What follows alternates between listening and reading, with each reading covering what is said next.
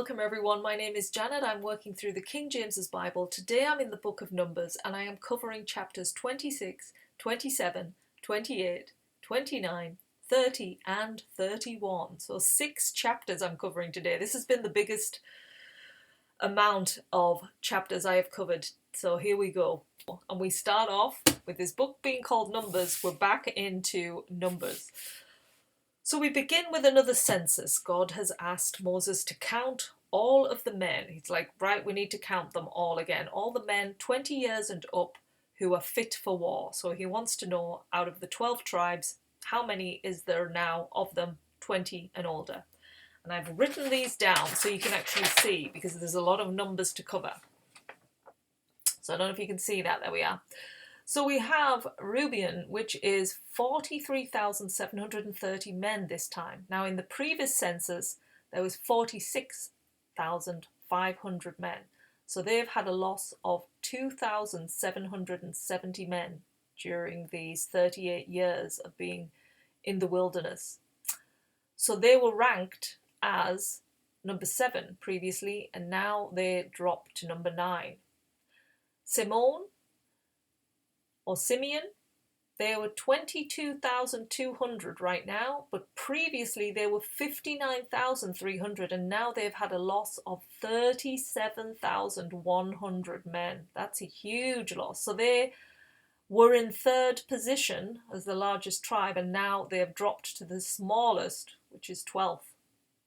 Gad, they were 40,000 right now, 500. And previously they were 45,650, so they've had a loss of 5,150 men they've lost. So they were ranked at 8, and now they are down to 10th place in the tribe. Judah, which was always the biggest camp, they are 76,500. And previously they were 74,600, so they've had a gain of 1,900. So that jumps them right up still, and they are still the biggest tribe within the Israelites' camp. So next is Issachar, which is 64,300, and previously they were 54,400, so they've had a gain of 9,900, another big gain. So that takes them to 3rd place, and previously they were 5th. So they've jumped up the ranks. Zebulun now, they are 60,500, and previously they were 57,400. So they've had a gain now of 3,100 men. Takes them, actually they stay in 4th place. So they stay in the position they were before. They've not dropped or risen. Manasseh, they are now 52,700, and before that they were 32,200. So they've had a huge gain of 20,500 men. So they were at the bottom of the rank, and they now move up to 6th place in the camp. Ephraim, they are 32,500, and previously they were 40,500. So they've had a loss of 8,000 men. And they are now at 9th place. Sorry, they're now at 11th place. So they have dropped because they were previously at 9th. I'm just moving this up slightly higher. Benjamin now, 45,600 men are there, and previously there were 35,400. So they've had a gain of 10,200, another big gain for them. So they move up a rank. They were 8th, now they're in 7th. As the largest. And Asher, 53,400. Previously they were 41,500, so they've had a gain of 11,900 men. So they are up big time. They were 10th previously, and now they are 5th. Naphtali, they're 45,400. Previously, they were 53,400, so they've had a loss of 8,000 of their men. So they dropped to 8th place. They were previously at 6th. And then the final one, Dan, they stay at 2nd place. They have 64,400 now, and previously they had 62,700. So they have gained 1,700 men. So they're like the camp of Judah. They're second place, they've stayed in their place of second, and they've gained more men, which is really good for them. So the total men in the camp now are 601,730 men. Previously, there were 603,550. So in all, the camp they've actually lost 3% of their tribe, which is 1,820 men have gone over the period of 38 years. With all the sinning, it's almost like they have just been going round in circles. They've not really grown. So it's like God is now taking a censorship because we're moving from the older generation. Remember all the stuff that had happened, and he said they were going to stay in the wilderness for 40 years. This is because it's like he's wiping out the older generation so that the new generation, with a new belief system, hopefully, will move into the promised land and take up their righteous place with God surrounding that tabernacle. So as we further go through this census, we learn that there's two left from the rebellion tribe, which is Abraham and Dathan. They are the two left. We thought they were all wiped out with those 250 tribes and all of the others were swallowed by the earth, remember? Nope, there's two of them that are still within the camp. Also, the tribe of the Levites. Now, they were not counted because they don't go to war. So they weren't counted in that way where they have to count all the men 20 and up. But their total number from males from 1 month and older is 23,000. So that's how many there are of them. This chapter also covers the inheritance of the land, and how it is divvied out is that the larger the tribe, the larger the amount of land they inherit. Now the Levi tribe, they don't inherit any land, they inherit God instead, which is pretty awesome, right? So that's what they get. So we start chapter 26 with a real sort of checklist going through everything. You can see God with a clipboard, ticking off everything, getting ready as he's going to move them into that promised land. It's like, right, we've got the younger generation here ready. Aaron, now his youngest son, has taken over the priesthood, Elijah. So yeah, big changes coming. So now in chapter 27, we move on to the Zelephan's daughters, excuse my pronunciation, and they are part of the Manasseh tribe. And 5 of the daughters, Tirzah, Milcah, Hoglah, Noah, and Mahalah, they come to Moses and Elijah, and they say that their father has perished in the wilderness. Now, it wasn't because of the sin of the rebellion, they said. It was a personal sin that he'd done, and he died. But he left no sons, and they want to know, can they inherit his land? Because, there's nobody else there to take over his place. And Moses takes this question to God, and he agrees, yes, that they should inherit their father's land. So that's what happens with them. Now God goes into the inheritance rules. And he said if a man has no sons and dies, he can leave the inheritance to his daughters. So that now has been set as a precedent. And if no daughters are there, then it goes to his brothers. And if there's no brothers there, the father's brothers. And if the father has no brothers, then they leave it to the closest family member in their tribe. So that's how that works out with the inheritance. And now we move into Moses handing over his leadership, really, in a way. So God told Moses to go up to the hilltop.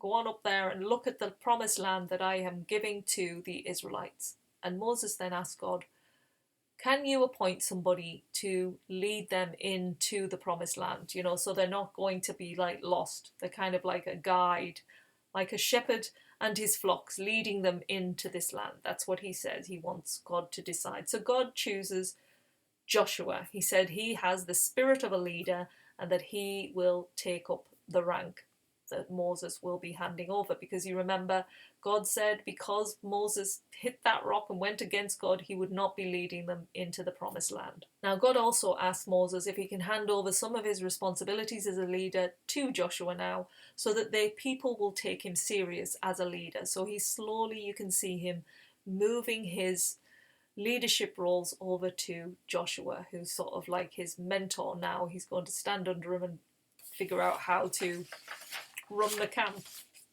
And so that moves us into chapter 28. Now in chapter 28 it covers the offerings. It's going into details about that. You can check out the link under this video if you want to read it all in detail.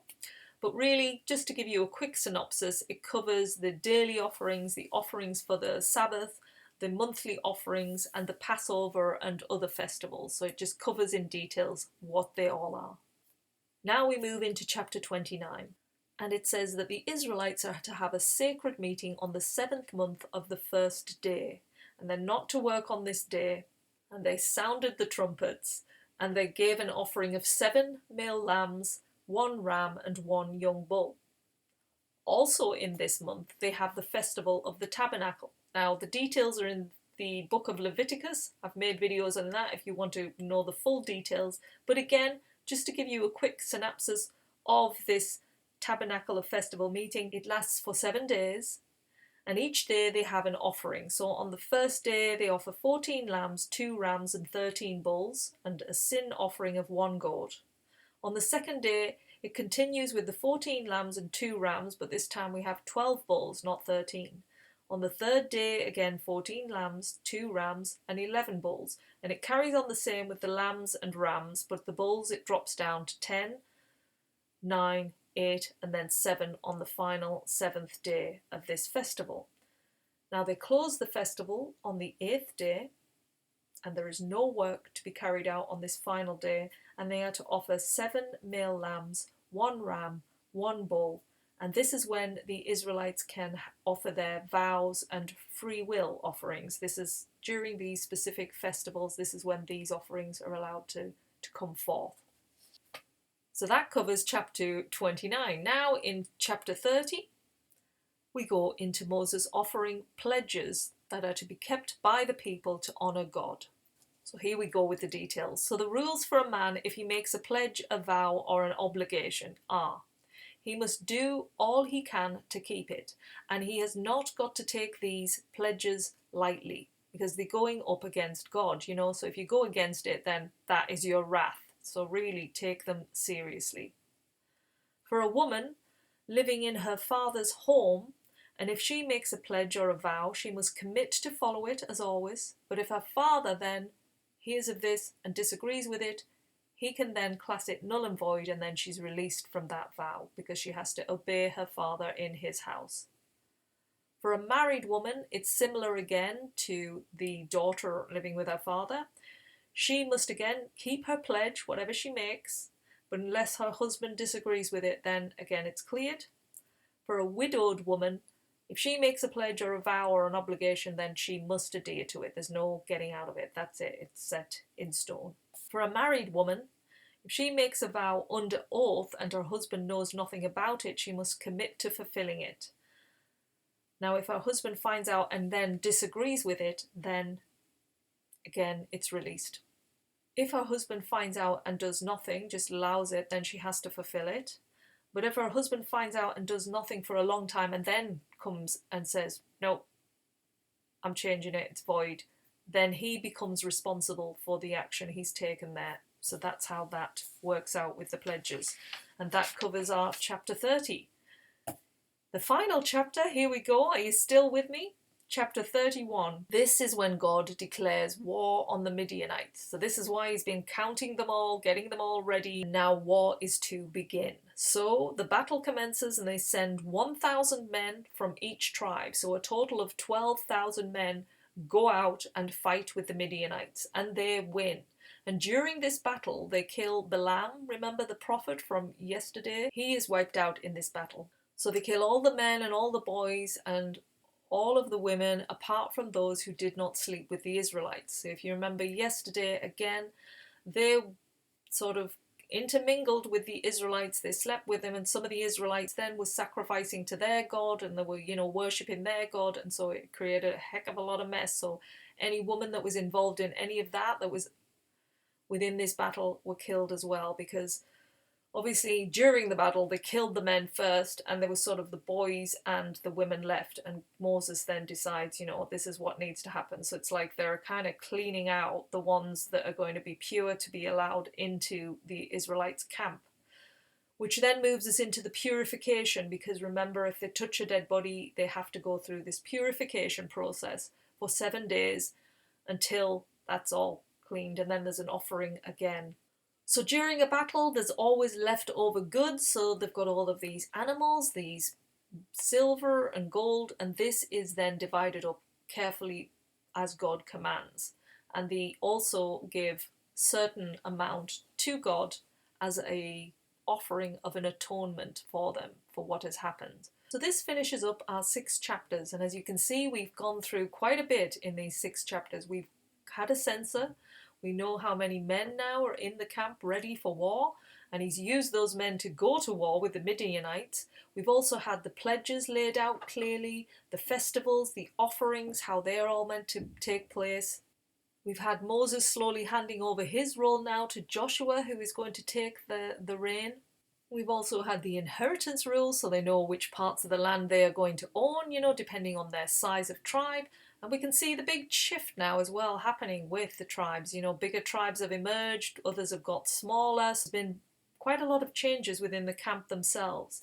And now we're getting closer to the promised land. So they've gone through quite a journey, the Israelites, in the book of Numbers. And we are still journeying towards this promised land. So let's see what happens in the next chapters, because we've only got 5 more chapters left, and then we have completed the book of Numbers. So I look forward to going through those last chapters with you soon. Thanks for being here, and I'll see you again.